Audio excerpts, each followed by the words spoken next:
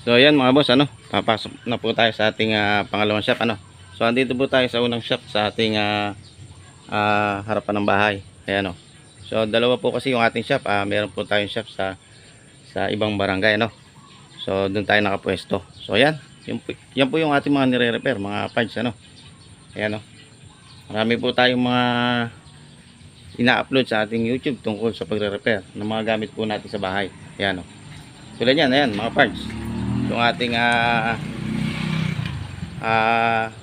ginawang automatic na washing machine, in-upload din po natin yan sa ating YouTube channel, ayan. Saka ito, ayan, meron tayong i-repair na isang solar pan.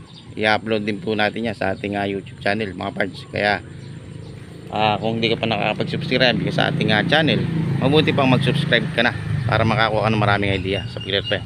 So okay, meron tayong isang solar na sineset-up dito sa aking bahay. Ayan ang mga parts. So maganda harvest ngayon, maganda panahon at masikat ang araw. Ayan, So ito yung ating solar na sineset-up, Meron na po tayong 4 na battery na ang bawat isa 38 ampere. Tapos meron din po tayong solar panel sa taas, ang bawat isa 100 watts. Ayan. So ito, ayun, nagkarga na siya, kanina 11 volts, ngayon 12.0 na. Patuloy na siya nagkakarga. So nilagyan ko siya ng breaker. Ito yung breaker na papunta sa panel, single breaker lang yung akin nilagay, tapos double breaker, papunta to sa battery. So dapat meron tayong mga breaker na ganyan, mga parts, So dito hindi ko na muna nilagyan ng breaker sa output ng AC. Ito, nilagyan ko na lang siya ng fuse, Ganun din naman yun, mga parts. Breaker saka fuse ay isa lang ng trabaho yon. Kaso ang disadvantage lang sa fuse, palit ka ng palit pagka ito nag cut off. Hindi katulad ng breaker, ipa-power on mo lang, yon. So wala pa kasi tayong budget, kaya fuse muna yung nilagay ko. Ayan.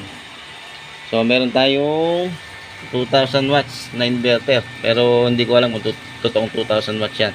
Pero ang ginagamit ko lang naman sa aking solar setup ay pang mga small appliances lang. Hindi ko isinama yung mga malalakas na mga appliances na na malakas kumitit ng kuryente. Yung mga small appliances lang, yung mga may hina lang ang watts, yun. Ayan, paano? Pasok na tayo sa ating shop, mga parts, Ayan. Maraming salamat nga pala, mga parts, sa inyong patuloy na pagsuporta sa ating YouTube channel. Ayan. God bless you all.